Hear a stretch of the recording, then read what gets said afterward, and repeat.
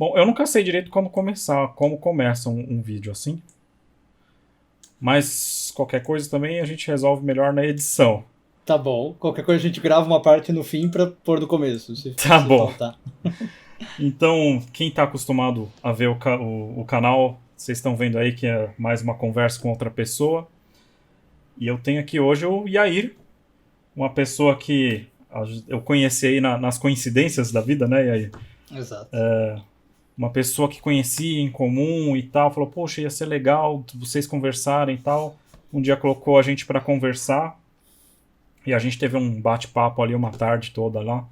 E foi bem bacana e uns tempos desses aí a gente tava falando, poxa, ia ser legal gravar um vídeo juntos, né? E aí a gente tá fazendo essa parceria. Eu tenho um vídeo aqui e depois vocês podem ver lá também no canal do Yair, vai ter um vídeo nosso lá também. Exato. Então, Yair, eu vou deixar para você se apresentar mais, né? Tá Que bom. você, o que você faz, qual a sua religião, que já está um pouco claro aí, né? Exato. Mas pode falar, você e aí, o que você faz e aí? Tá. Bom, primeiro, obrigado pela chance dessa conversa, por esse encontro virtual, né, saindo ali do real. E, enfim, para mim é um prazer estar aqui. Bom, eu sou Yair, né? Sobrenome Alon, Yair Alon, e eu sou judeu, sou formado rabino, embora hoje, no momento, não esteja atuando em nenhuma sinagoga. Eu estou mais com o lado didático da coisa, digamos, né? Então eu produzo material, tanto no YouTube como artigos, vídeos, coisas ali no meu site. E junto com essa vertente, que não sei se pode se chamar muito de profissional, mas eu tenho uma veia da mística judaica, né? Que é chamado de Kabbalah. E por que eu falo que não pode ser muito profissional? Porque não tem uma formação como se tem uma formação de rabino, né? É uma coisa que a pessoa estuda mais por conta e vai desbravando, mas é uma das minhas especialidades. Então, muito das coisas que eu produzo, dos vídeos que eu produzo, é baseado na mística judaica e não necessariamente na lei religiosa, na ortodoxia. Legal. E aí, e você estava falando então que você tem uma formação de rabino, já atuou como rabino. É, você tem como citar aí alguma sinagoga, alguma congregação que você já atuou como líder, como rabino? Claro, claro. A primeira, na verdade, que eu trabalhei, ela se chamava Betel, se chama Betel, ainda existe, uma sinagoga aqui no bairro dos Jardins, em São Paulo, que, aliás, é um reduto judaico bem grande, né? Tem várias sinagogas ali. E depois da Betel, eu estive numa sinagoga que se chamava Adat Shurun, no Bom Retiro, que é outro reduto É. bastante judaico aqui, para quem conhece São Paulo. E é importante até já deixar claro, porque assim, como eu tenho meu público é muito cristão, eu tenho muitos cristãos que acompanham o meu canal, e tem dentro do cristianismo uma corrente que o pessoal costuma se denominar de judeu messiânico. Aham. É interessante já fazer a diferença aqui. Você não é um judeu messiânico, né, Yalom? Não, não. Eu sou, Yalom. digamos, o Yair, judeu. né? Yair. Eu sou, digamos, o judeu tradicional, né? Um judeu tradicional. Se é que se pode chamar assim. E sim, não tem nada a ver com o judaísmo messiânico, que, aliás, eu acho um fenômeno, eu particularmente, muito curioso. Algumas coisas acho que a gente vai esbarrar nisso na nossa conversa, né? Mas não sou o judeu messiânico Tá. nesse sentido. Então tá bom. Eu queria começar essa conversa justamente com isso, né? Como cristão, e a gente vê que muitos cristãos têm essa ideia, os cristãos costumam ver o judaísmo como uma coisa só, né? Às vezes até eu mesmo falo quando quero falar uma coisa assim mais superficial, falar, no judaísmo você pensa assim, no judaísmo é isso, do judaísmo é aquilo, mas a gente sabe que o judaísmo não é uma coisa só, né? O judaísmo é bem heterogêneo, tem várias ramificações ali no judaísmo, não é Muito, isso? muito. É, é exatamente isso. É uma coisa extremamente complexa que às vezes até quem está de dentro tem dificuldade, né, de identificar. Claro que a gente tem coisas mais distintivas, né, mas tem coisas que são tantas ramificações que às vezes fica difícil realmente você saber onde traça a linha, né, que define um de outro. Agora, basicamente, eu costumo dizer que a gente pode falar de 3 grandes grupos dentro do judaísmo moderno, né? O primeiro deles, e que talvez seja o mais tradicional, o que as pessoas mais têm na cabeça quando se fala em judaísmo, é o que se chama judaísmo ortodoxo, né? Então, aquelas pessoas mais religiosas, mais tradicionalistas, e que tem essa pegada mais comprometida, digamos, com a lei. Surge depois um segundo grupo, que o pessoal costuma chamar de conservador, né, ou às vezes usa o nome hebraico Masorti, que é um pessoal que já tenta seguir a religião, mas também abrindo um pouco de espaço para o mundo moderno, percebendo que a gente vive no século XXI e a gente tem aí modernidades que não estavam necessariamente previstas na tradição e tenta conjugar esses 2 mundos, né? E por fim a gente tem um terceiro grupo que seria o da reforma, a gente fala os reformistas, né, no judaísmo, e que são as pessoas que já veem muitas das leis bíblicas e judaicas como não se aplicando mais atualmente, então essas leis ou são abolidas totalmente ou totalmente renovadas, né, para se interpretar de outro modo, e aí você fica com esse grupo dos reformistas. Agora, só puxando de novo, muito curioso com o que você falou, né, do judaísmo messiânico, veja que nenhuma dessas 3 seria um ramo que a gente poderia chamar de judaísmo messiânico, né? Se a gente entender o judaísmo messiânico como a crença em Jesus e seguir o judaísmo, né, nenhuma desses 3 grupos vai acreditar em Jesus. Tá. E você se encaixaria mais em qual desses 3 grupos? Olha, eu tenho uma dificuldade em me encaixar, para ser sincero. Mas assim, a minha formação, para você ter uma ideia, é de judaísmo ortodoxo, né? Então, a gente fala da Yeshiva, que é a escola de formação rabínica. Eu fiz uma Yeshiva ortodoxa. Mas eu costumo, na verdade, dizer que eu sou um ortodoxo moderno. É um grupo dentro dos ortodoxos e que, como eu falei, tenta conjugar também com o grande mundo em que a gente vive hoje. Então, por exemplo, um ortodoxo, talvez estritamente ortodoxo, andaria com aquelas roupas pretas, que muita gente tem a visão do judeu com aquela roupa preta, a barba mais comprida, o chapelão, né? Isso. Então muita gente fala, ué, mas como você é judeu e não está andando daquele modo, né? Muita gente acha isso. Porque você tem como ser um ortodoxo mais moderno e usar uma camisa polo, uma jeans e mesmo assim estar seguindo a religião. Quer dizer, dá pra ver já pelo que você falou que mesmo dentro dessas grandes divisões tem lá sub-ramificações. Exato. E que o pessoal pega um daqueles pedacinhos e fala, esse é o judeu, que é o judeu lá de chapéu, de peota, né, aquelas trancinhas. Exato, exatamente. Tá. Então esses 3 grupos que eu falei são super genéricos. E agora, dentro do ortodoxo você tem vários grupos, dentro do conservador vários grupos, dentro da reforma vários grupos, né? Exatamente isso. Tá. E assim, a crença religiosa desses grupos do judaísmo, ele está baseado na Bíblia. Qual parte da Bíblia? Na nossa Bíblia cristã, a gente tem o Antigo e o Novo Testamento, né? Um judeu dessas 3 linhas tradicionais, né? O que eles consideram como texto sagrado e o que eles não consideram como texto sagrado, e se tem mais alguma outra coisa que complementa como um escrito que faz parte daquilo que é considerado parte da tradição, né? Muito boa pergunta.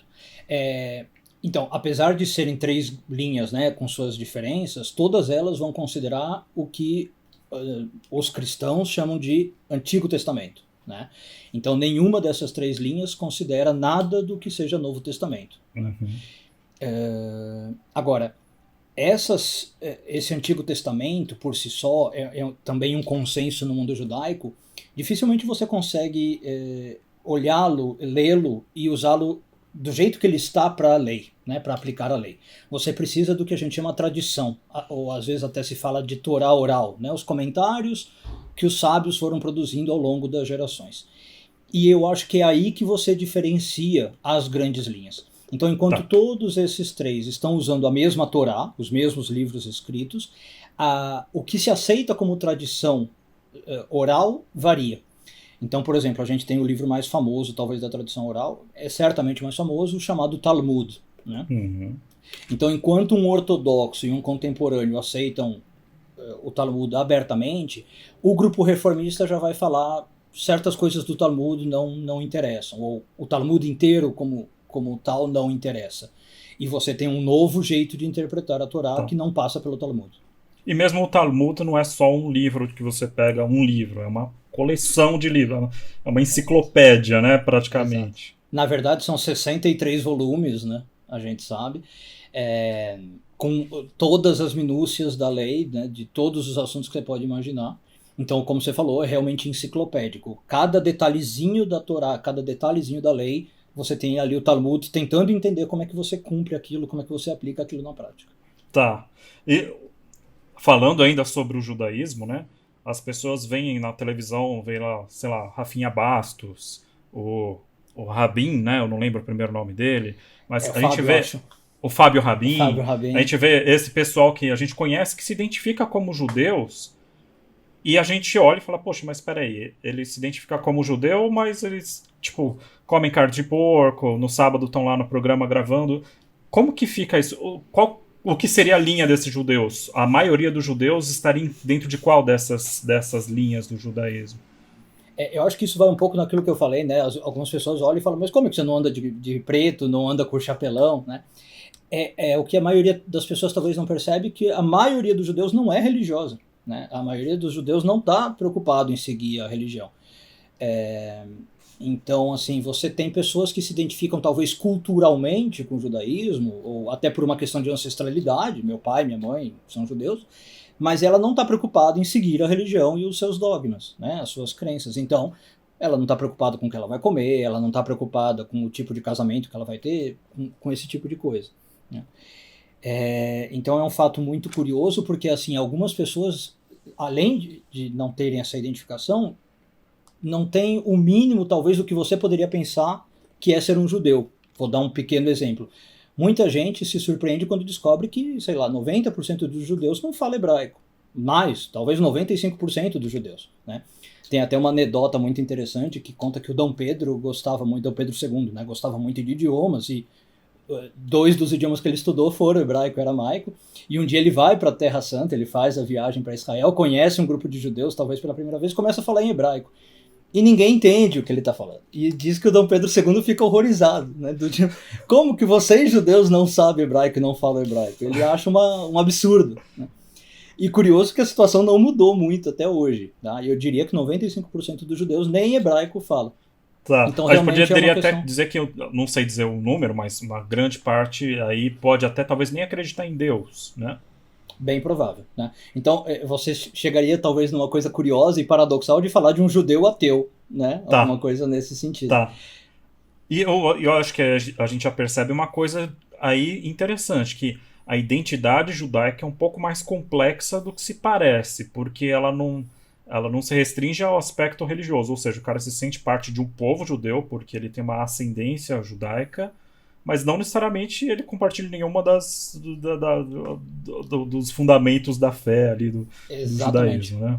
Exatamente. Se você for falar do ponto de vista estritamente legal, a gente sabe que o ser judeu é uma questão genética, praticamente, né? Então, se Tá, você nasceu de mãe judia, você é judeu.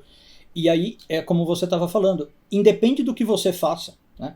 Você pode cometer todas as coisas ao contrário do que a Torá fala e você continua sendo judeu, porque você nasceu de mãe judia. você Então, pode não é porque ser você... hindu de religião, você é um judeu Exatamente. hindu, né? Tá, Exatamente. Então você pode comer carne de porco, você pode não acreditar em Deus, não fazer nenhum dos jejuns pregados no judaísmo e você continua judeu. tá, E claro que a inversa também é verdadeira. Você pode fazer absolutamente tudo que está na Torá e para o judaísmo não por isso você é judeu, se você não nasceu de mãe judia, né? tá, Então não é a prática que define o judaísmo da pessoa, é o nascimento, é o berço, tá. digamos assim. Aí eu vou até entrar numa questão que nem estava aqui no nosso roteiro geral aqui, Tá. que é uma questão que muita gente tem curiosidade, eu até tenho também, sobre a ideia de conversão. Existe o conceito de conversão no judaísmo? Como que funciona isso? Muito, muito boa pergunta também, porque é uma das coisas que mais vai diferenciar os 3 grupos de novo que a gente falou, né? Em geral, o judaísmo ele é uma religião um pouco avessa a conversões, né? A gente costuma dizer, primeiro, que o judaísmo já não é uma religião lá muito proselitista, né? O que significa? A gente não faz questão de arrebanhar adeptos, a gente não acha que as pessoas precisam seguir o judaísmo. O judaísmo tem uma crença de que você pode ter a sua religião, as suas crenças, e ser salvo, e ir para o céu, sem que você siga o judaísmo, né?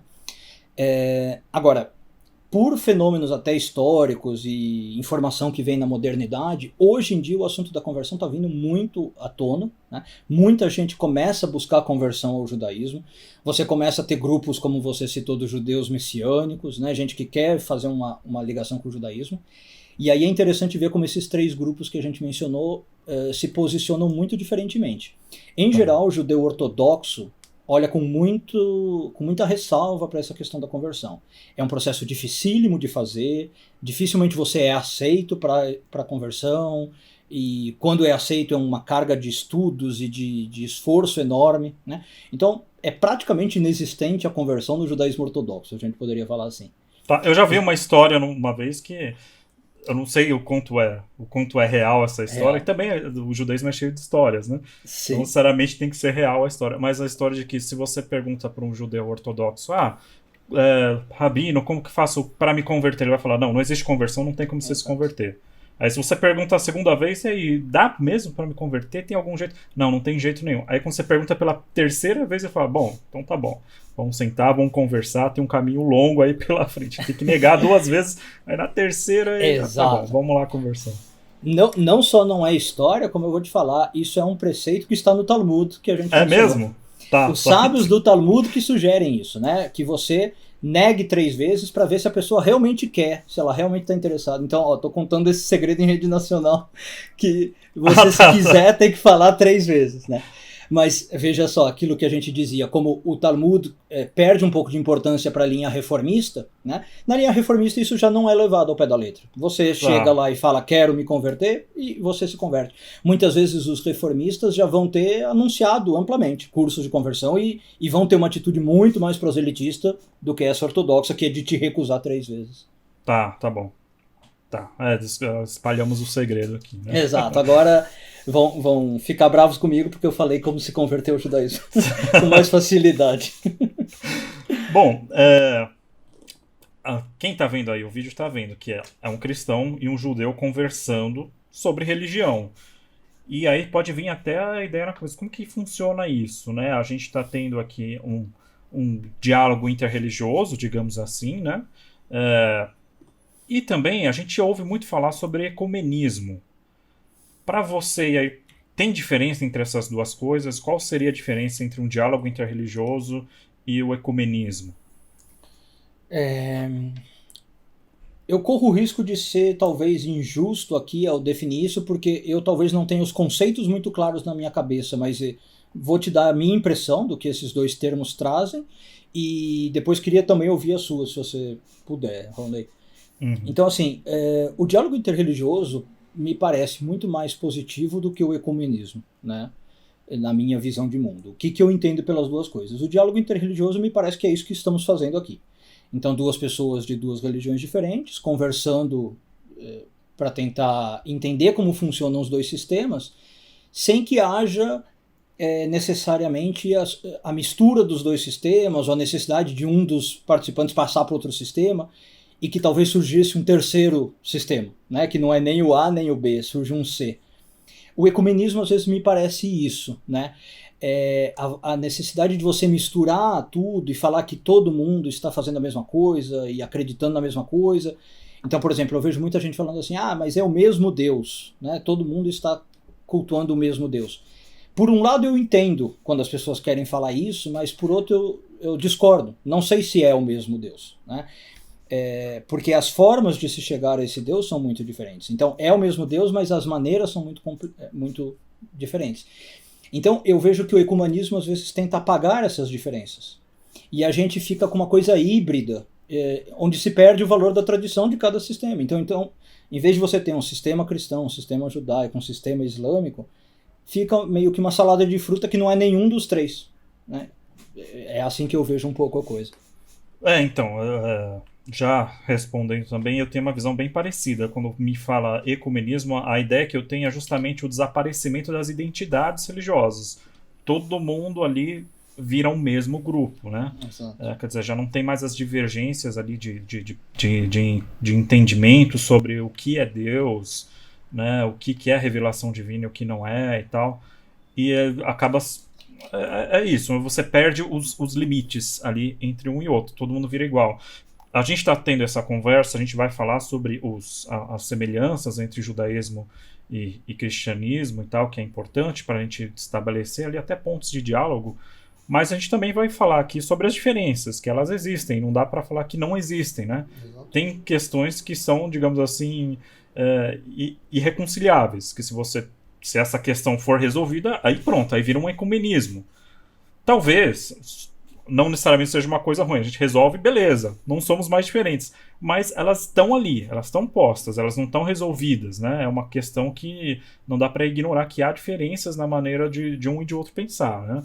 Eu acho também, eu penso da mesma maneira, o diálogo interreligioso é interessante porque a gente troca ideias, a gente cresce, eu como cristão cresci muito, posso dizer isso, cresci muito aprendendo mais sobre judaísmo, porque principalmente na relação entre judaísmo e cristianismo, que é uma relação até mais próxima do que, sei lá, do zoroastrismo, taoísmo, que já é um outro ramo religioso, que já tem outros pressupostos, mas aprendendo sobre o judaísmo eu aprendo mais sobre o meu cristianismo, eu me entendo melhor como cristão e eu posso me tornar um cristão melhor. E eu acredito que, aliás, 3 religiões monoteístas têm a ganhar com o diálogo, né, interreligioso, né? Bom, acho que é isso, né? Perfeito. Nesse Acho ponto que estamos concordando. exatamente, e gostei muito como você expressou, então acho que a nossa visão bate muito, né? E enquanto o diálogo interreligioso tem muito a acrescentar, mantendo as identidades originais, o ecumenismo talvez perca um pouco, né? Acho que é exatamente isso. Legal. Aí a gente já começa a falar das diferenças básicas, das semelhanças básicas, o que a gente tem em comum. E eu Exato. acho que. Acho que a primeira delas que você mencionou, o monoteísmo, né? Talvez seja Exato. o ponto fundamental, né? Agora eu vou te confessar, Ronei, que eu tenho uma pergunta que não é minha só, mas muitos pensadores ao longo da história judaica tentaram resolver, e que você certamente já se deparou, como é que é o conceito de trindade dentro de uma visão monoteísta, né? Então, por que eu pergunto isso? Por exemplo, tem um grande pensador judeu que é o Maimônides, né? Às vezes conhecido como Rambam, no seu tratado ele tenta entender, por exemplo, um pouco da ligação com o judaísmo, com o islamismo e cristianismo, e ele fala, olha, são 3 religiões monoteístas, apesar do sistema de trindade. Então parece, quando ele fala esse apesar do sistema de trindade, que ele também teve alguma dificuldade para Tem uma ressalva conceituar ali, né? isso, exatamente. Então é muito curioso porque para mim, sinceramente, ainda não é um ponto que eu entenda muito. O conceito de trindade para mim é um pouco complexo, né? E gostaria de ouvir um pouco de você, o que você vê, né, nesse ponto em comum do monoteísmo com essa questão da trindade. Eu acho interessante isso mesmo, Yair. Esse é um ponto importante porque, por exemplo, no meu canal, eu acho que eu não tenho nenhum vídeo que o tema é trindade. E tenho vídeos que tocam no assunto. Talvez o mais próximo ali tem um vídeo que é sobre o Shema, né, que é aquele texto de Deuteronômio 6, verso 4, né, os judeus chamam de Shema, que é a primeira palavra ali em hebraico, ouve, ó Israel, o Senhor é nosso Deus, o Senhor é um, né, ou como dizem algumas traduções cristãs, é o único Senhor. Exato. Mas eu acho que o que é interessante aí é o seguinte, esses vídeos, eles causam muita discussão no meu canal, porque hoje em dia, dentro do cristianismo, existem muitos cristãos antitrinitarianos. Olha só que Mas interessante. a Trindade, ela surge no cristianismo para sistematizar um pensamento do Novo Testamento, né? Os textos do Novo Testamento, porque os textos do Novo Testamento, em vários momentos, parecem indicar, primeiro, uma divindade de Jesus, ou seja, se Jesus, ele também é parte da divindade, então como fica se é um Deus único, né? E o Novo Testamento também fala de uma outra, a gente chama de pessoa da Trindade, que seria o Espírito Santo. Então, a Trindade, ela surge para tentar, vamos organizar esse pensamento, porque no Novo Testamento mesmo não tem organizado, não tem a palavra Trindade lá, né? Aí alguns cristãos discordam da maneira como o trinitarianismo sistematiza esses textos, né? Esse pensamento, né? Eu ainda acho que a Trindade a melhor maneira de sistematizar os textos do Novo Testamento que falam sobre a natureza de Jesus e sobre o Espírito Santo. Mas, uma coisa que é importante, o cristianismo tem uma característica que pode ser negativa, que é a popularidade. Ele se popularizou muito, que é a intenção do cristianismo se popularizar. Mas quando ele se populariza assim tão grandemente, tão rápido, alguns conceitos que são muito complexos, eles acabam sendo simplificados demais. E eu já ouvi, dentro de igrejas cristãs, afirmações que eu já fiquei assim com o cabelo em pé. Peraí, mas o que esse cara tá falando em relação à Trindade? Porque chega a um ponto que as pessoas começam a entender praticamente um politeísmo. São 3 deuses que são amigos, né? Mas o conceito de Trindade não é esse, porque a ideia justamente é que o conceito de Trindade ele parte do pressuposto do monoteísmo, ou seja, eu estou pressupondo que é um só Deus que governa sozinho o universo, não existe outra divindade. E considerando isso, eu entendo que esse Deus, ao mesmo tempo, é o que a gente chamaria de Pai, Filho e Espírito Santo, né? Uma maneira que eu acho mais fácil de entender esse conceito é, por exemplo, não falar que Jesus é Deus, mas que Deus é Jesus, que Jesus seria uma manifestação de Deus na forma humana, né? É mais fácil de entender porque aí parece que Jesus era uma pessoa que foi tão boa que alcançou o status de divindade, mas não é esse o pensamento, né, no Novo Testamento.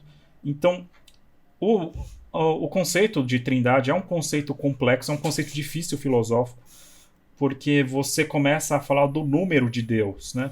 Deus é um, e esse um significa exatamente o quê? Será que esse um é necessariamente numeral? Eu tenho o vídeo que eu falo sobre isso, inclusive eu uso um texto judaico, que eu acho interessante o jeito que ele coloca isso, mas ele cabe dentro dessa discussão também, né?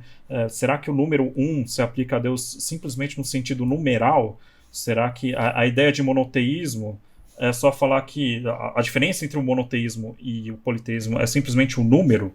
A gente diminui o número e agora virou 1, e agora por isso que a gente tem... Então, a ideia é Deus é um de fato, mas ao mesmo tempo esse um ele também é adjetivo. Deus é único. Ele é tão único no sentido de que você não consegue nem aplicar a ideia de números e sequências a Deus. Ele tem uma outra natureza, né, diferente dessa natureza aritmética. Então, eu tenho amigos que até dizem, a gente fala de trindade, mas talvez Deus não seja uma trindade, seja até mais, já tenha mais manifestações divinas, a gente sistematizou essas 3. Mas dentro da revelação que a gente tem, que a gente reconhece como revelação, né, no cristianismo, no Novo Testamento, a gente reconhece essas 3 aqui, mas de repente Deus é até mais do que isso e a gente não viu isso, a gente não sabe, né? Perfeito. Não é uma explicação, porque é um conceito bem complexo mesmo, e a ideia justamente é que ele passa a compreensão humana, porque a gente está falando de uma natureza divina. Mas é uma explanação aí sobre a minha opinião sobre o assunto. Não, mas né? Eu achei genial, porque, sinceramente, para mim já me ajudou a elucidar um pouco.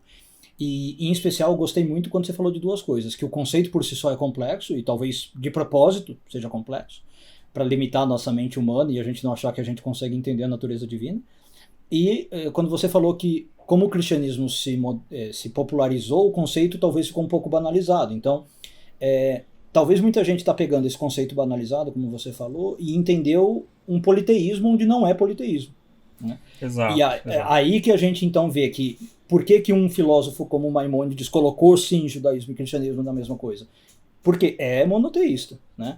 Esta outra visão você talvez está entendendo errado se você entendeu como algo politeísta. Então achei genial o jeito que você colocou. A ênfase do monoteísmo no cristianismo às vezes se perde um pouco, quando deveria voltar a ter essa ênfase, né? O cristianismo devia voltar a reafirmar que não, a gente é monoteísta e qualquer compreensão sobre Deus tem que partir desse pressuposto, né? Excelente. Agora me chamou a atenção uma coisa, Raoni, talvez já andando para um próximo tópico que a gente tinha pensado em discutir. Quando você falou da Trindade, você falou muito do Novo Testamento, né? Me deu a entender que é uma ideia que o Novo Testamento trouxe para sistematizar essa divindade, como você disse. Mas a gente sabe que um dos pontos de semelhança entre judaísmo e cristianismo é o Antigo Testamento, o que se chama Antigo Testamento, né? Aliás, tem até algumas pessoas, não sei se você já ouviu isso por curiosidade, que acham o termo Antigo Testamento algo pejorativo, né? como se, então, eles vieram e falaram que o nosso é velho, chamaram de Velho Testamento, Antigo Testamento, né? Então tem alguns judeus que não gostam do termo. Eu, particularmente, não vejo assim pejorativo, não me sinto ofendido, né? E acho até um termo prático, porque, enfim, você se faz entender quando você fala Velho Testamento.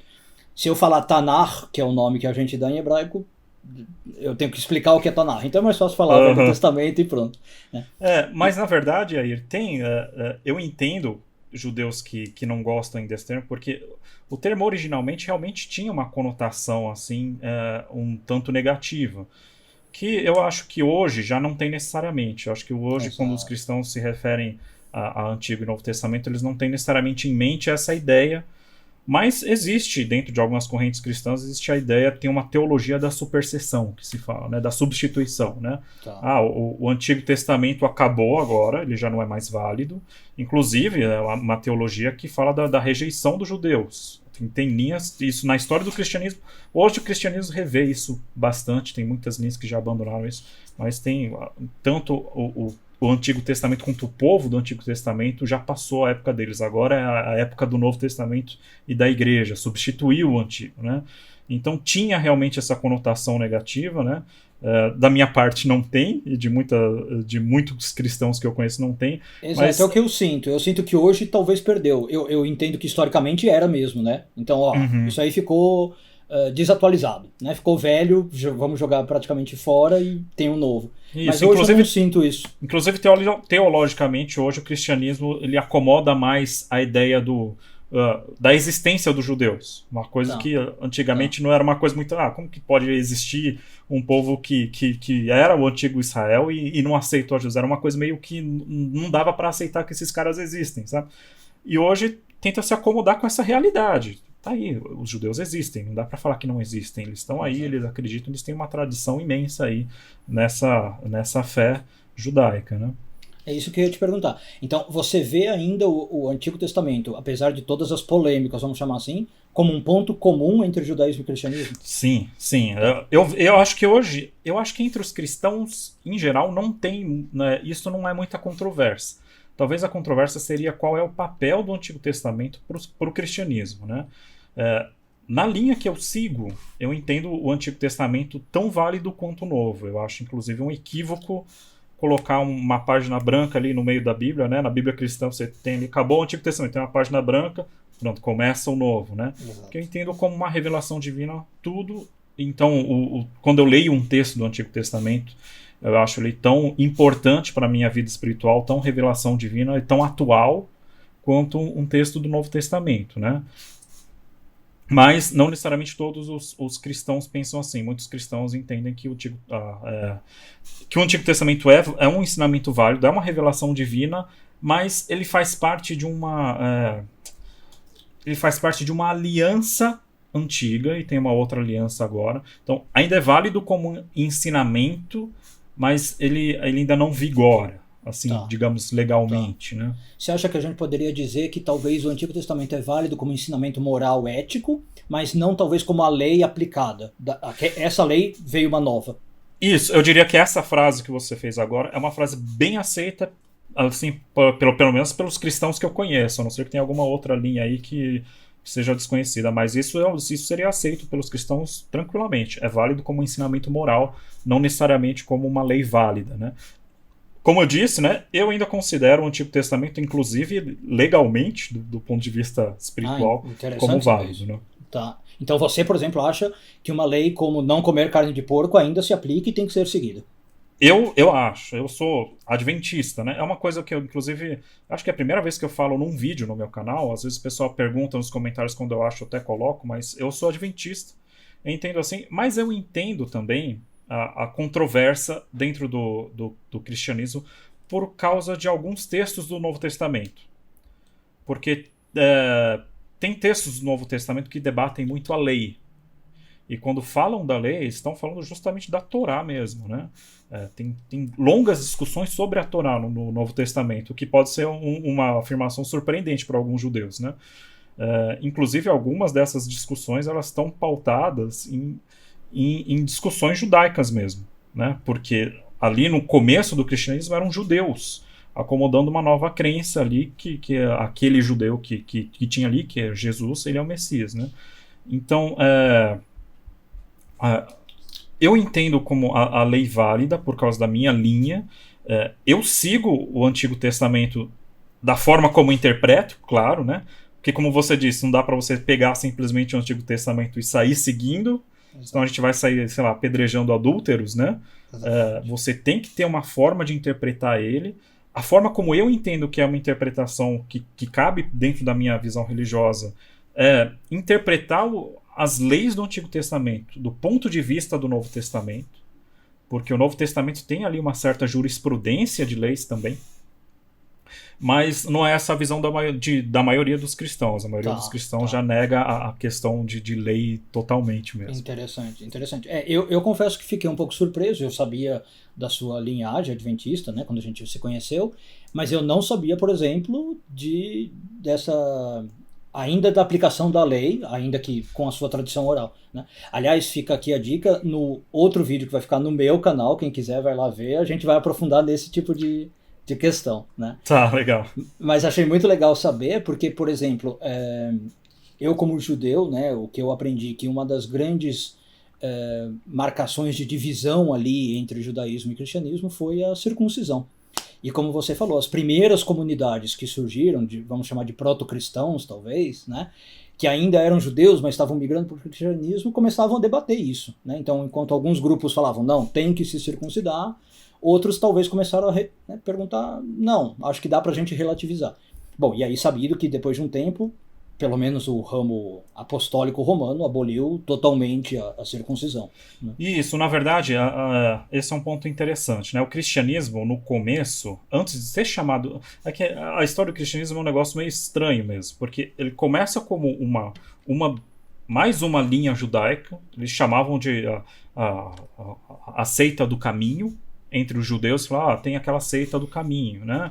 Provavelmente baseado na fala de Jesus, que ele dizia que eu sou o caminho, a verdade e a vida, né? Então tinha a seita do caminho, que era exclusivamente de judeus, em certo ponto da história. Ele começa a crescer entre prosélitos, né? Ou seja, pessoas que se identificavam com judeus, eram convertidos ao judaísmo, mas que eram de outros povos. E tem uma controvérsia ali no meio do Novo Testamento, no livro de Atos, conta essa história, né? Como o Novo Testamento começa como o cristianismo começa a se enxergar como um movimento já à parte do judaísmo. Porque começam a pessoas que não são do judaísmo, começam a se interessar por esse movimento. Exato. E aí tem toda uma discussão, poxa, mas como a gente vai acomodar essas pessoas como que eles vão aceitar o Deus judaico? É o que a gente está falando, né? Todos esses pressupostos que tem como o Deus judaico, a ideia de Messias judaica, as escrituras judaicas, que nem existia o Novo Testamento ainda, estava sendo escrito, né? E demorou um tempo para o próprio cristianismo entender aquelas escrituras como escritos sagrados, né? Quem estava escrevendo... a gente tem ali indícios que alguns escritos, a pessoa tinha uma consciência de que aquilo que ele estava escrevendo era um escrito sagrado, mas não necessariamente todos. Então, chega um ponto que o movimento olha para si mesmo e vê um movimento misto. O cristianismo era um movimento religioso misto, que tinha judeus e tinha não-judeus participando do mesmo movimento. Que interessante. E aí tinha uma demanda dos judeus, falaram, não, se esses caras querem ser cristãos, eles têm que se circuncidar. Né? Porque eles entendiam aquilo como parte de toda uma tradição que veio desde Moisés. Exato. E aí tem uma grande discussão lá em Atos 10, que se chega à conclusão que não, os gentios, né, os goim, que fazem parte desse movimento, eles não precisam se circuncidar, né? Eles não são obrigados a seguir essas tradições. E aí, daí que tem toda uma controvérsia, né? Alguns entendem daí que o cristão não precisa seguir lei nenhuma, e aí acaba-se a ideia de lei do Antigo Testamento. Exato. Outros entendem, como eu, que está se falando ali especificamente da circuncisão, e talvez um ou outro hábito que é mais da tradição judaica, mas que poderia ser flexibilizado para esses novos integrantes ali do movimento. E aí, com o tempo...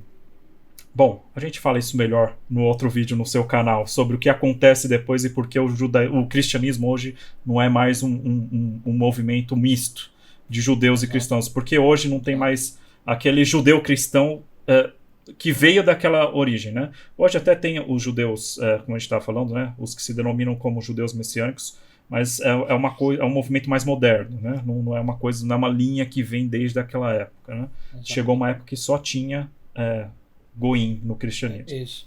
Eu citei o caso da circuncisão justamente pelo que você falou.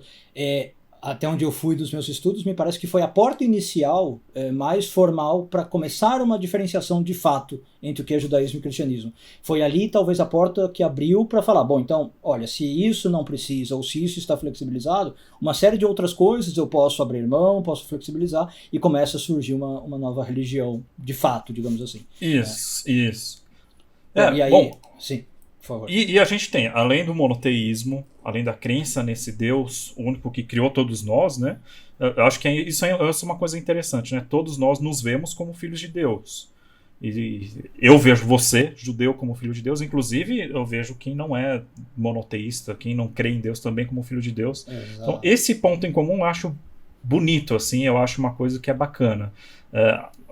A gente pode, apesar das nossas diferenças, nos vermos como seres que têm ali uma familiaridade. A humanidade tem uma familiaridade, uma filiação ali de Deus, né? Concordo. A gente tem a Bíblia hebraica como algo em comum, apesar de ter essas diferenças de compreensão, e a gente também tem diversos valores que são derivados aí dos ensinamentos da Bíblia hebraica, do Antigo Testamento ou do Tanakh, né?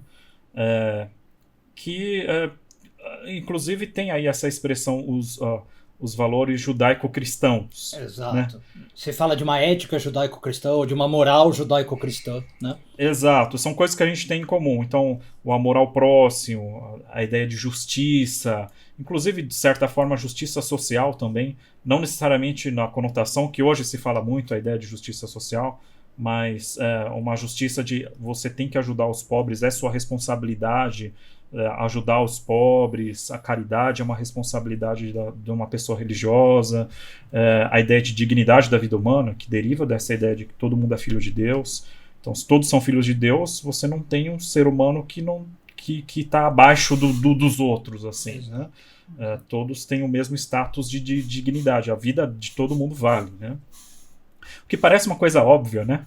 Para a gente que é ocidental, que é um valor judaico-cristão que pegou na sociedade ocidental, mas que na história isso é uma coisa assim meio única, porque você vê outras sociedades totalmente, tipo, acham isso veriam isso como uma coisa bizarra, tipo, elas veem como é óbvio que nem todos os humanos têm o mesmo valor, né? Isso dentro do pensamento de outras sociedades ia ser bem óbvio, né? Às vezes a gente olha com a nossa mente de século XXI, depois de um valor desse extremamente consolidado, e acha óbvio, como você disse, mas esquece que na origem não era nada óbvio, né?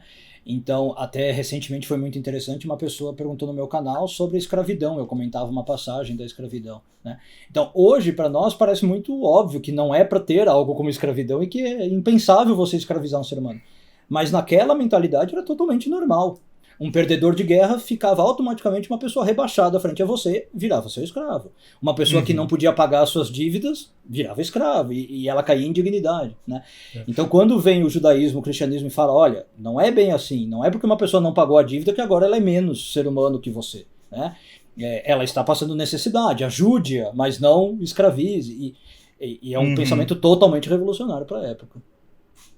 Isso é um assunto legal, talvez eu até faça um vídeo um dia sobre a ideia de escravidão na Bíblia, né?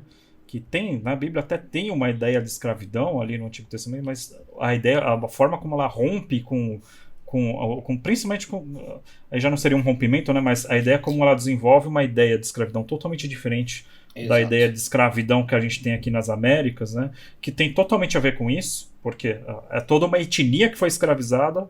Quer dizer, eu vejo essa etnia como inferior. Isso, então, exato. Cabe a ela ser escravizada, era assim o pensamento, né? A gente vê hoje, modernamente, até reflexos, talvez, dessa visão, né? Tá super em pauta essa discussão do racismo. Totalmente, super em pauta. E a Bíblia, a gente vê que a escravidão dentro da Bíblia é tão diferente que talvez nem deva se usar o mesmo nome, porque é uma outra instituição, né? Concordo. Eu já vejo pessoas falando de servidão, talvez seria mais certo, só que aí também se confunde com a servidão na época feudal, né? É difícil achar um termo. Mas só para citar um exemplo, como você falou, O modelo era tão diferente que a Bíblia fala, você até pode ter, vamos chamar o escravo, mas no 7º ano ele é libertado, né? Isso é um pensamento impensável naquela Tem uma sociedade. série de leis, né? Se cair um dente dele, exatamente, ele tem que ser liberto, ele né? tem que ser liberto. E tem uma lei que, eu já tô dando spoiler de um possível vídeo que eu nem gravei ainda, né? Mas Legal. tem uma lei que eu acho muito interessante, eu não sei citar de cabeça onde tá, mas tá ali no Pentateuco, né? Tá. Que diz, se você encontrar um escravo fugitivo, a sua obrigação é você guardar ele, você acolher ele, você não Exato. pode devolver ele. Não devolver e denunciar para o dono. Você é obrigado a acolher ele. Quer dizer, Exato. um pensamento totalmente diferente da ideia de uma pessoa ser uma propriedade de outra pessoa. Exatamente. Se fosse uma propriedade, nunca que você ia sugerir isso, né? Propriedade valiosa, você tem que cuidar dela e guardar ao máximo, né? Aqui é o contrário. Porque não, se um boi ou um jumento, né, do seu vizinho vier parar na sua propriedade, sua obrigação é devolver. Exato. Mas se um escravo foge, a sua obrigação é acolher ele dessa opressão que ele pode estar sofrendo ali na mão, né? Perfeito. Bom, todos esses valores a gente tem em comum, né?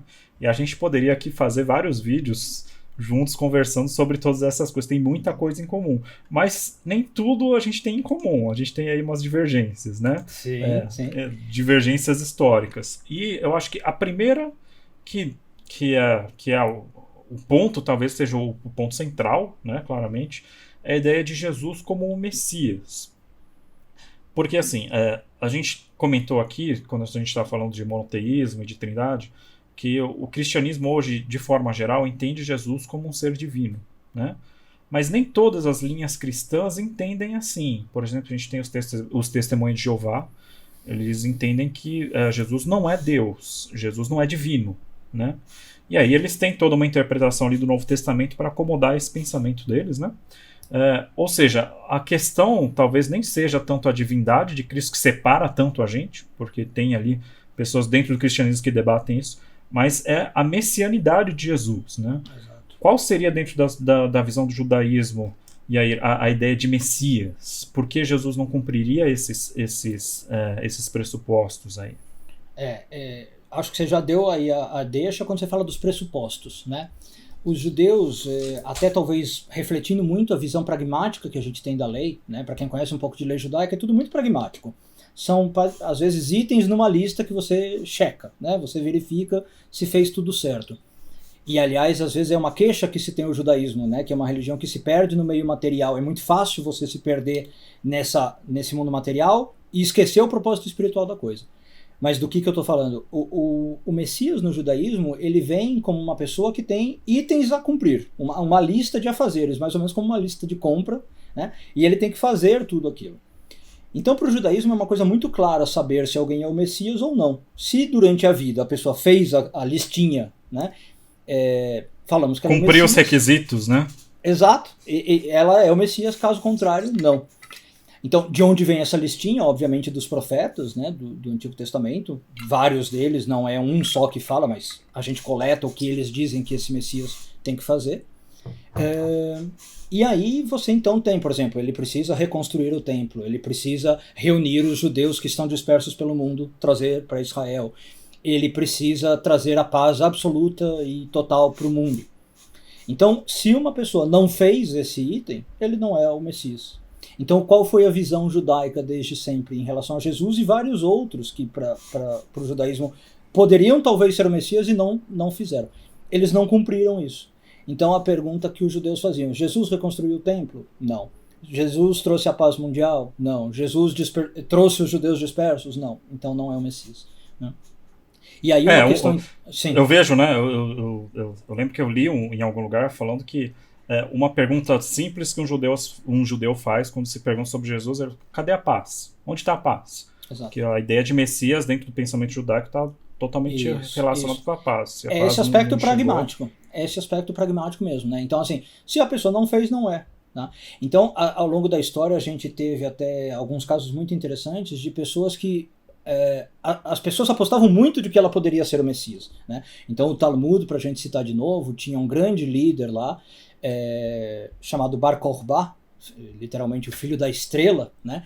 E um grande sábio da época, que é o Rabi Akiva, apostava todas as fichas nele, porque o cara era realmente assim um líder revolucionário, estava expulsando os invasores da terra de Israel. Então, o Rabi Akiva, por exemplo, acreditava piamente que ele era, né, o Messias. E aí, um tempo depois, ele morre, esse Bar Kokhba, e pergunta para o Rabi Akiva, né? Por que você agora não acredita mais que ele é o Messias? E a resposta do Rabi Akiva é essa.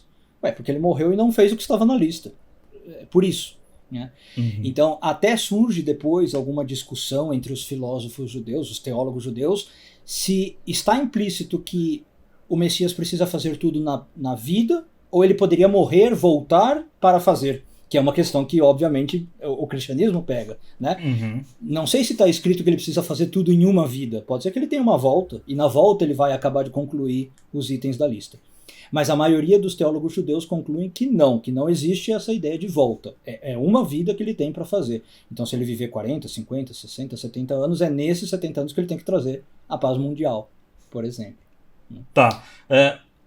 Eu acho que é bem essa questão, né? Porque o cristianismo entende esses requisitos para a messianidade, justamente separando os eventos, né? As vindas, que a gente chama, né? Tem a primeira vinda de Jesus, e depois tem a segunda vinda de Jesus e tal, e vai separa esses requisitos. Então a paz vai chegar na segunda vinda, né? Mas por outro lado, na primeira vinda já tem algumas coisas, como por exemplo, vou usar uma linguagem mais judaica aqui, né? Mas levar a Torá a uma compreensão maior e tal, né?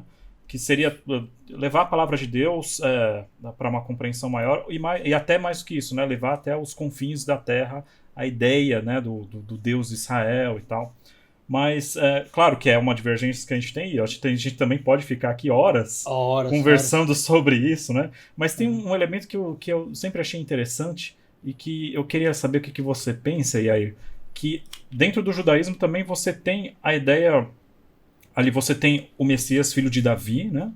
E tem uma segunda ideia que não é tão conhecida, que seria o Jesus, o Messias, filho de José. Isso, eu já confundi com o Jesus, filho de José, né? Exatamente. O Messias, filho de José, que seria uma outra figura messiânica com outros requisitos. Seria isso, né? Exato. É muito interessante você falar isso, porque realmente é pouquíssimo conhecida essa ideia, né? O judaísmo não espera só um Messias, mas dois. Tá? O Messias, filho de José, ele é posto na nossa tradição como que um preâmbulo para o Messias de Davi, filho de Davi. Né? Ele vai como se preparar o terreno, fazer talvez o primeiro trabalho mais grosso necessário em nome da paz, da difusão da Torá e de coisas assim.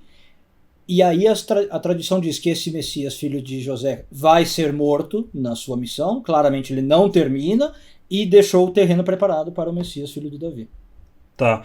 Eu acho interessante essa discussão porque, assim, o cristianismo ele surge entre os judeus de uma época, e essas tradições que, por exemplo, o próprio Messias, filho de José, ela é registrada séculos depois. Mas provavelmente essas ideias já estavam ali embrionadas antes, já eram discussões que surgiam, então provavelmente essa ideia de uma vinda de um Messias, né, pelo menos, que vem e que primeiro ele sofre e tal, e depois uma outra vinda, que seria uma vinda gloriosa, pode ter sido interpretada ali entre aquele grupo de judeus para a visão de Jesus, né? Muito bom. Eu acho que faz todo sentido, e acho que você disse aí uma coisa muito importante também, quase que uma digressão, mas a gente às vezes confunde muito a época em que algo foi escrito e apareceu por escrito com a origem daquele ensinamento. Né? Tá. Geralmente dessas coisas a gente vê que às vezes demora séculos para algo ser posto por escrito, mas não quer dizer que o pensamento surgiu quando ele foi escrito. Às vezes ele já está 200, 300, 400 anos circulando de forma oral, né? naquele povo. Então tem muita gente que fala assim, só se falou de Messias de José, sei lá, no século V. Não quer dizer que a ideia surgiu no século V, pode ter surgido muito antes. Né? Mas eu concordo que aí, quando ela surge, então já é num novo contexto, ela pode ser usada para uma interpretação adequada naquele momento que ela surge. Isso, então é interessante isso. Eu nem coloquei no roteiro, mas faz parte dessa parte da discussão, coisas que a gente não tem em comum, que seria o Talmud, né? Que seria a tradição judaica.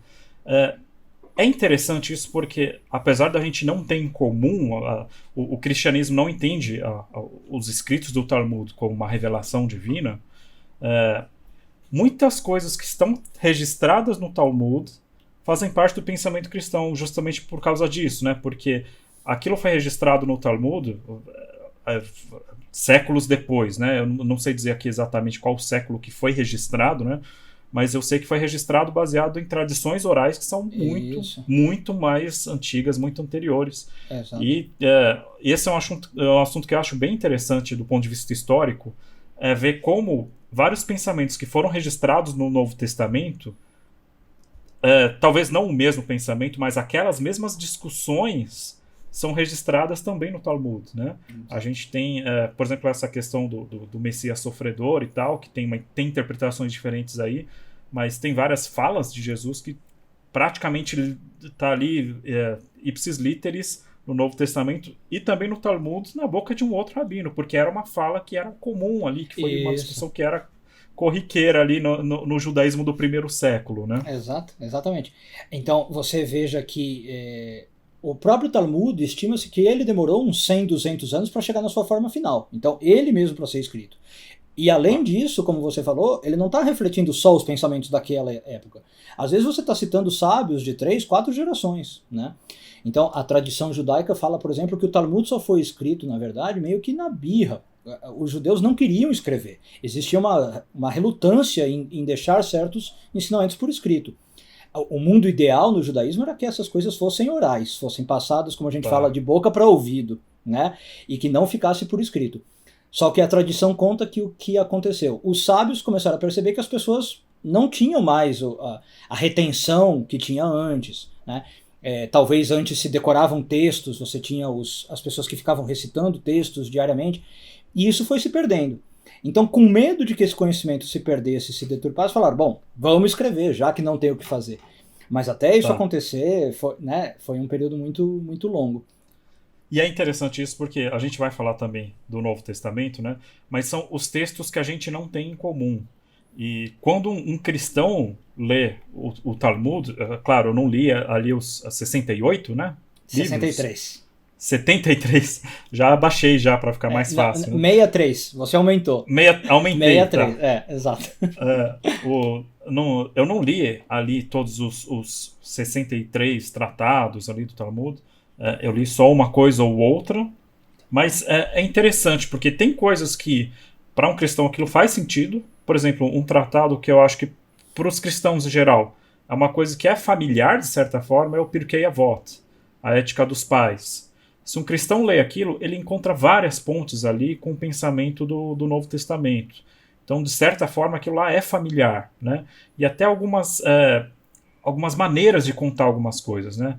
Eu lembro que eu vi lá no Pirkei Avot, tem um capítulo que só fala de 4 coisas, né? Então, tem 4 tipos de não sei o que, tem 4 tipos de não sei o que, tem 4 tipos...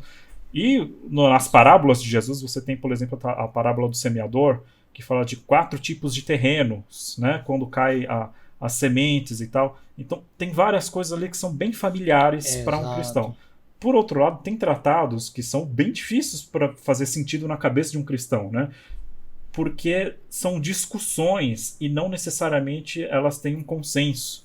E esse é um conceito que é bem típico judaico e para o cristianismo é uma coisa assim meio confusa, né? Como pode você aceitar esse escrito como uma coisa, uma tradição que você deve seguir, sendo que ele mesmo se contradiz, né? Isso. Um fala uma coisa, outro fala outra coisa e tal. Então, dentro da mente de um cristão lendo o Talmud, você vai se deparar com essas familiaridades e essas estranhezas. Esses né? choques. O Ética dos Pais, eu acho que uma das coisas que fez ele ter tanto destaque foi justamente isso que você disse. De todos os tratados do Talmud, eu acho que, sem medo, ele é o mais didático, o mais sucinto, ele não está tão preocupado em trazer as discussões. Já outros tratados, a gente sabe que o objetivo era trazer a discussão, não era chegar num consenso. Então, a ideia do redator era assim, tem 10 sábios numa sala, estão discutindo um ponto. Se chegarmos a 10, cada um tem 10 visões, eu vou registrar as 10. Né? Então a tradição fala, o importante é que eu registre as 10 para que as gerações futuras pensem qual é a correta, qual elas vão usar, qual é a interpretação. Bacana. Né? Legal. Mas choca um pouco, eu entendo, né? Porque a gente às vezes espera de um texto sagrado, de um texto sapiencial, que não tenha contradição, que dê a resposta e todo mundo concorde. Já me traz a resposta, porque eu já pensei demais sobre o assunto, quero a resposta. Exatamente. Aí tanto que disso a gente, como você falou, é algo tão típico judaico, a gente tem até o humor judaico recheado disso, né? A gente brinca que onde tem 2 judeus tem 3 opiniões. né? Tá. Porque E eu já ouvi sempre falar 3 opiniões e 4 partidos políticos também, né? Exatamente, também. Tem a piadinha de um judeu que ficou perdido numa ilha, né, deserta, tal, sozinho, não tinha ninguém. Hum. E aí, depois de muito tempo, acharam ele e tinha 3 sinagogas, né? Aí falaram, por que 3 sinagogas? Ele falou, essa que eu vou, aquela é que eu sou contra e aquela que eu nunca vou, né? Ah, Então, tá. essa é a Mas ideia. tem que estar lá para Tem que registrar, ter né? as 3, Tá. exatamente. Não dá pra ter só a sinagoga que eu vou e que eu concordo. Tem que ter as duas que eu não concordo e discordo. Tá. Então essa é a ideia. Bom, outra diferença que tem no judaísmo e no cristianismo é o Novo Testamento, né? O Novo Testamento é uma série de escritos que os cristãos entendem, inclusive, entendem como uma continuação da Bíblia, como parte da Bíblia. Alguns cristãos colocam como uma parte mais importante ainda do que do Antigo Testamento. E os judeus não entendem aquilo como um escrito sagrado. No máximo, ali um registro histórico de judeus de uma época ali, né? Como que seria, eu não sei se você já leu o Novo Testamento, e aí, mas eu sei que você já deve ter visto ali pelo menos algumas partes, né? Como que na cabeça do judeu, qual é a sensação de ler o Novo Testamento? Eu acho que eu vou te responder um pouco o que você falou do Talmud, né? Eu não li todo inteiro, todos os livros, conheço Uhum. as passagens mais famosas, li um trecho ou outro, né? Em geral, eu posso dizer que talvez eu não sei, posso estar errado. Eu acho que um judeu lendo o Novo Testamento fica mais familiarizado do que um cristão lendo o Antigo Testamento, né? Tá. Eu conseguia, talvez pela formação rabínica, entender de onde vinham certos pensamentos, mais ou menos como você estava falando, né? Às vezes o pensamento em si, o conteúdo é diferente, mas a estrutura é igual. A divisão em 4 partes, né? Então, por exemplo, o uso de parábolas, eu percebo que alguns cristãos têm muita dificuldade em entender as parábolas, né? E vão buscar, claro, interpretação. No modo de vista de pensar do judaísmo, mais especialmente da linha que se chama o Midrash é parábola pura, né? A gente usa a parábola o tempo inteiro. Então eu me sinto Legal. muito à vontade. Agora, ao mesmo tempo, claro que tem coisas que me chamam a atenção, né? Duas, assim, de cabeça para eu te citar. A ideia de, por exemplo, uma carta que alguém escreva virar um livro sagrado, né? Tá. Então isso para mim é muito curioso. Eu não conheço nada igual no judaísmo de uma carta virar um livro canônico, né? Uma carta que um homem escreveu para uma comunidade, dando encorajamento, dando apoio. E um livro que me chama muito a atenção é o Apocalipse, né? Para mim, assim, uma imagem muito forte, aqueles símbolos bom, eu vejo como símbolos, não sei se são símbolos, né? Já entraria também nessa discussão, mas uma imagem assim muito aterrorizante sobre fim do mundo, fim dos tempos, e que para mim também não tem muito paralelo em nada que eu conheça na tradição do Antigo Testamento, vamos chamar assim. Tá. O Apocalipse, na verdade, é uma literatura assim bem específica, ali de um período muito específico, e realmente tem até alguns livros apócrifos ali que tem algumas coisas parecidas. No Antigo Testamento, eu acho que o mais próximo que você vai chegar é algumas passagens ali de Zacarias e algumas coisas de Daniel, né? Eu Que pensei em fala Daniel, exatamente. Mas o livro de Apocalipse ele é bem único mesmo. Dentro do próprio Novo Testamento, você não tem outros livros parecidos com Apocalipse, né? Tá ele sozinho lá. Inclusive, ele é um livro que causa muita divergência entre os próprios cristãos, né? Cada um entende de um jeito diferente o livro de Apocalipse. A minha compreensão é que o livro de Apocalipse, a gente tenta entender ele mais da mesma forma que se entenderia Daniel, né? Que são visões acerca do futuro, colocadas eu vou dizer aqui alegorias, né? Mas é mais na ideia de símbolos, né? E que eles estão lá para quando chegar o período que aquilo estiver se cumprindo, que vai ser um período turbulento, você poder olhar para trás e falar, olha, Deus já sabia, isso aqui estava previsto, né? A gente pode ficar tranquilo porque não está fora dos planos de Deus, né? A gente está vendo aqui que isso realmente está acontecendo, né? Mas aí, claro, vai ter várias leituras sobre o que significa tal coisa, o que vai acontecer no futuro, né? A escatologia, né? A visão sobre o fim do mundo, né? Isso é uma coisa que eu acho até interessante, que eu gostaria de saber a sua visão também, Yair, porque dentro do cristianismo tem algumas interpretações como vai ser o fim do mundo. Mas uma coisa que é bem comum dentro do Novo Testamento, é bem claro, é a ideia de que você vai ter uma perseguição, você vai ter um anticristo, então o fim do mundo não vai ser assim tão mil maravilhas, né? e cada um vai interpretar exatamente como isso vai se desenvolver, mas você tem pelo menos a ideia do anticristo, uma ideia que não está só no Apocalipse, mas em outras passagens do Novo Testamento, e também, claro, se discute o que exatamente é o anticristo, né? Mas dentro do judaísmo, como o judaísmo pensa o fim dos tempos? Qual a ideia, assim, de forma geral, que tem de escatologia? Eu acho que é um dos pontos também talvez mais discutidos. Você falou que o Apocalipse é muito debatido entre os cristãos, eu acho que o fim dos tempos, né, no judaísmo também. O primeiro ponto talvez é porque a gente não tem um livro só falando, né? Então a gente tem traços soltos entre os profetas e cada um fala um pouco desse fim dos tempos. A gente não tem essa figura do anticristo, por exemplo, né? Mas dá a entender que vai ser um período complicado. Bom, vocês não têm uma figura do Cristo, né? Então também já não faria sentido o anticristo. Então não faz sentido o anticristo. Já tem as suas diferenças, né? Exato. Então, voltando àquela diferença que a gente falou, se não tem essa figura muito clara, também não tem a né? Essa figura. Agora, quanto ao período difícil, parece sim ser uma unanimidade, né? Os profetas falam de períodos, por exemplo, onde a gente teria fomes, né? Geralmente é tido como o pior mal que pode acontecer, guerras enormes, né? É uma questão bastante discutida, né? Que não tem muita certeza de como vai ser. Hoje, inclusive, você começa a ver algumas novas interpretações, né? Mas talvez não venha ao caso. O que é relevante a gente saber é que, em geral, parece haver um consenso entre os profetas de que seria um período extremamente difícil, extremamente complicado, né? Então citam-se assim, os vários tipos de desgraça, como fome, doenças, morte, né? E talvez o máximo assim, do auge do problema, os profetas citam a guerra de Gog e Magog, né? A famosa guerra de Gog e Magog. E que tem muito debate sobre o que seria, né? Então muita gente, por exemplo, na época da Guerra Fria já falava, pronto, estamos na guerra de Gog e Magog, Estados Unidos e Rússia, né? E aí tinha rabinos que falavam, não são dois países, são duas ideologias que vão conflituar. Então talvez capitalismo e socialismo, ou talvez valores ocidentais e valores orientais, né? Alguns acreditam que seja talvez um conflito entre cristianismo e islamismo, as duas grandes religiões, né? E tem outros que falam, não, Gog e Magog não é necessariamente isso, é uma guerra muito mais sutil que a gente não vai ver entre dois países ou duas ideologias, né?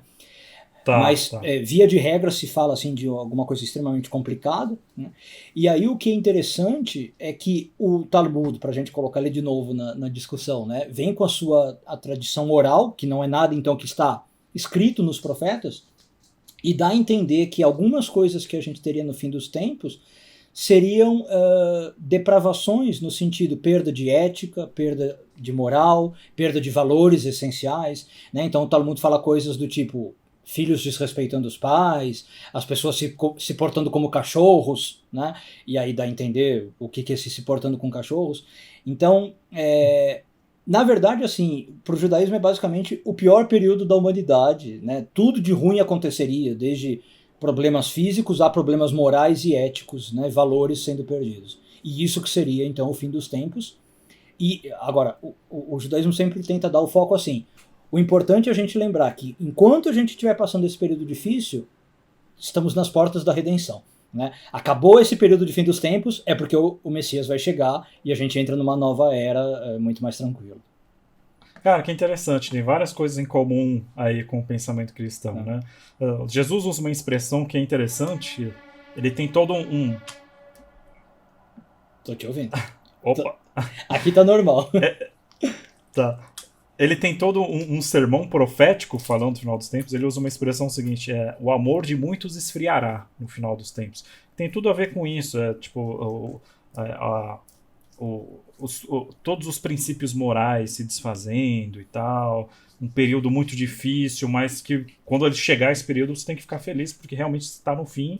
E aí vai vir, depois desse período, vai vir a paz para sempre. Legal. Né? Aí a gente tem coisas em comum que a gente nem imaginava como. Talvez seja um dos pontos que você falou, né? Que a gente nem imagina quantos ensinamentos talvez de Jesus estão pautados em uma tradição que aparece no Talmud e que era talvez anterior a ambos, né? Exato. Então talvez era uma mentalidade normal que surgia naquela época. As pessoas, quando discutiam o fim dos tempos, tinham essas ideias. Então você vê talvez esse discurso reproduzido no Talmud e reproduzido por Jesus. Muito interessante. Uhum. Bom, uma outra diferença que a gente teria, a gente já está chegando aqui mais para o final, que seriam as práticas religiosas, né? A gente vê o cristianismo, principalmente o cristianismo evangélico, que está se tornando assim maior ultimamente aqui no nosso país, ele já não tem tantos rituais quanto no judaísmo. Tem toda uma questão histórica que o cristianismo cria uma certa aversão à ideia de rituais para se opor ao catolicismo e tal. E a gente acabou se distanciando disso, na minha opinião, até mais do que se deveria, né? Eu acho que tem uma importância aí bacana nos rituais religiosos para estabelecer ideias, até didático, assim, para você aprender coisas. E eu sei que no judaísmo também você tem bastante rituais e eles têm essa ideia de repetição, de uma coisa didática. E quais seriam aí que você imagina que na sua mente que teria uma diferença grande aí entre a ideia das práticas religiosas no judaísmo e no cristianismo?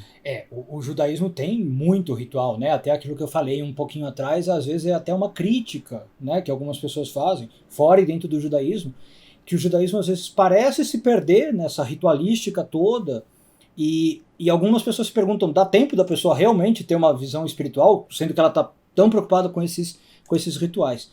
E a coisa realmente é excessiva e pode ser um risco, eu acho, pro religioso, né, pro seguidor da religião, se perder. Talvez até, voltando à discussão que a gente fez, talvez por isso a gente veja hoje um grande número de judeus não religiosos, porque talvez eles vejam como um fardo muito grande seguir a religião judaica, frente a outras religiões que são muito mais tranquilas, que não exigem tanta dedicação. Agora, no judaísmo, então, a gente tem, acho que a principal diferença aí é que cada minuto, cada segundo da vida, cada evento da vida é visto como um motivo para uma ritualização religiosa. Né? Então a gente tem rituais ligados à hora, ao dia, à semana, ao mês, ao ano. E a ideia cíclica que você falou. Né? Então, só para começo de conversa, por exemplo, talvez citar o caso das rezas, que um judeu religioso tem que fazer 3 orações por dia. Né? Todos os dias, 365 dias no ano. É manhã, tarde e noite nos horários pré-definidos. Uma perto do nascer do sol, uma antes do pôr do sol e uma depois do pôr do sol. Né? Agora, pequenas outras coisas, a acordar de manhã você tem uma série de rituais que você precisa fazer antes de qualquer coisa. Antes de tomar seu café, antes de sair para o trabalho. Né? Então é acordar, lavar as suas mãos, colocar o tefilim, os filactérios, vestir o tzitzit. Né? Você tem 4, 5 rituais ali. Então, eu sinto que na vida judaica o ritual é central e constante, o tempo inteiro, em cada circunstância. Como eu te falei, nada pode ser feito, digamos, de maneira displicente. Tudo tem uma ritualística por trás. Né? Cada pequeno ato. Eu vejo que no cristianismo tem até uma questão de geração. Assim, as pessoas mais antigas têm mais rituais que vão se perdendo nas gerações. Isso, né? Isso. A gente vê a própria ideia de passar, né, para os católicos, passa na frente de uma capela ou de uma igreja, faz o sinal do crucifixo. O pai, os filhos pedindo a bênção pro pai, que eu acho um ritual bonito, não faz parte assim da minha tradição cristã, mas eu acho bonito, a bênção, pai, que Deus te abençoe, te faça feliz e tal. Eu acho muito bonito esse tipo de ritual, mas que infelizmente vai se perdendo mesmo. Né? A gente tem no judaísmo a mesma coisa, né? Você falou de passar na frente da igreja e fazer o sinal da cruz. No judaísmo a gente tem, por exemplo, um costume, toda casa judaica tem no batente uma mezuzá, né? Um pergaminho com o Shema, inclusive, que você falou, o trecho lá da Bíblia. E você percebe que um ritual era você, quando entra ou sai de casa, você toca no mezuzá, dá um beijinho e é ali um pequeno momento de conexão com Deus, né? Que me proteja na minha saída, que me proteja na minha volta. Hoje você vê que fica geralmente para os mais velhos. Né? A maioria dos mais novos passa por uma porta, tem a mezuzá, ele nem olha, nem faz nada, né? Então, eu não sei se vocês têm essa expressão dentro do evangélico especial, mas eu, por exemplo, já ouvi alguns amigos meus cristãos falando assim, ele é católico de domingo de manhã, né? Aquele católico que vai só na igreja domingo de manhã e mais nada. No judaísmo a gente costuma brincar também que é o judeu só do Rosh Hashanah, só come a comida boa lá do Ano Novo judaico. É a única coisa que ele faz do judaísmo, né? Então, a brincadeira é meio triste, né? Mas que assim, o judeu vira uma coisa gastronômica. Num dia do ano ele come a comida típica, pronto, ele é judeu. E todo o resto do ritual se perde, infelizmente. Né? Tá, é uma pena. Bom, eu acho que é isso. A gente chega no final e eu acho que tem mais uma coisa que eu queria colocar um adendozinho aqui, Legal. que é uma questão no judaísmo, que é toda a questão do misticismo judaico e que ah, causa um certo estranhamento no cristianismo. E eu queria entender de você o que seria a ideia da Kabbalah e o significado do misticismo judaico, a importância do misticismo judaico para o judaísmo, né? E como um judeu, talvez até esses que não são religiosos, veem a ideia de misticismo dentro do judaísmo. Tá. Olha, talvez seja uma das perguntas mais difíceis que você me fez nessa conversa, né? Tá. Como definir aí. Eu vou começar talvez pela parte mais fácil, que é, do mesmo jeito que não todo judeu é religioso, como a gente falou, a maioria dos judeus não é místico, tá? Então, eu Tá. posso te dizer tranquilamente que a maioria dos judeus não está nem interessado, mesmo entre os judeus religiosos, tá? E muitos veem, inclusive, com maus olhos o misticismo, tá? Uma ideia do tipo, você vai pelo caminho do misticismo, você se perde, você começa a ficar louco, você começa com umas ideias meio mirabolantes, né? Podemos tentar analisar por quê, né? Eu acho que o misticismo dá uma certa flexibilização de pensamento frente a uma religião judaica que é muito rígida, como a gente estava falando, com as minúcias Tá. do ritual. Então eu entendo essa crítica, né? Mas vamos lá, eu como místico, né, como cabalista, seguidor da Kabbalah, o que eu acho que é a maior definição do que é o misticismo? O judaísmo meio que por definição coloca que existe um abismo muito grande entre Deus e nós, né? E que você tem alguns meios de superar esse abismo, mas que não é fácil. Por exemplo, um deles seria a oração, né? Então a sua voz é uma das coisas que supera o abismo entre homem e Deus e estabelece essa conexão. O místico, por definição, ele não aceita muito essa questão do abismo. O místico é o tipo de cara que fala assim, eu não quero ter esse abismo com Deus, eu quero sentir Deus como eu sinto o meu corpo, né? Eu quero sentir Deus dentro de mim, ao meu redor, à minha volta o tempo inteiro. Então o místico é o Uhum. cara que fala assim, não, eu não vou me conectar com Deus só na hora da reza. Deve haver outros modos em que eu possa ter Deus comigo ou em mim o tempo inteiro. Então acho que essa é a melhor definição. O místico é o cara que está procurando a união com Deus constante e permanente. Tá. É interessante porque, apesar da ideia de misticismo ser uma ideia que causa uma certa cautela aí nos cristãos, vários ensinamentos místicos que eu já vi, que eu já li aqui e ali, eu também não sou um grande leitor de misticismo, não é bem a linha que eu sigo, mas várias ideias do misticismo judaico elas aparecem de uma forma ou de outra dentro do Novo Testamento, inclusive em Atos de Jesus, né? Isso. Por exemplo, eu lembro que a gente conversou uma vez que tem uma das curas de Jesus, ele cospe no chão, faz um lodo, faz um barro e põe nos olhos de um cego e ele torna a ver. Que dentro do judaísmo isso é absolutamente místico, seria isso, né? Exato. Dentro do misticismo você tem, digamos, uma parte prática, né, que para alguns você talvez até chamaria de magia, né, com todas as complicações que tem em chamar de magia. Né, mas que para o Tá, místico não é a magia. É algo, você está alterando a realidade de um modo ainda permissivo, né, permitido. Mas tá. concordo que é totalmente esotérico, e aí eu vou aproveitar até para fazer um preâmbulo assim, mas ligado a um vídeo que você pôs, e a gente até falava disso, que eu acho muito legal, você fala dos grupos que tinha, né, do judaísmo na época de Jesus, fariseus, saduceus. Não sei o quanto é real, mas você certamente já ouviu falar dessa teoria. Um dos grupos que a gente tinha era o dos essênios, né? Judeus altamente místicos, apocalípticos, que esperavam o fim dos tempos e tal. E muita gente diz que talvez Jesus bebeu desse tipo de ensinamento, né? Mais místico. Então, diferente talvez dos fariseus, que eram mais pragmáticos e racionalistas. Então, eu não tenho muita dúvida de que grande parte da mística judaica entrou sim no cristianismo e estão nas palavras de Jesus, em algumas passagens.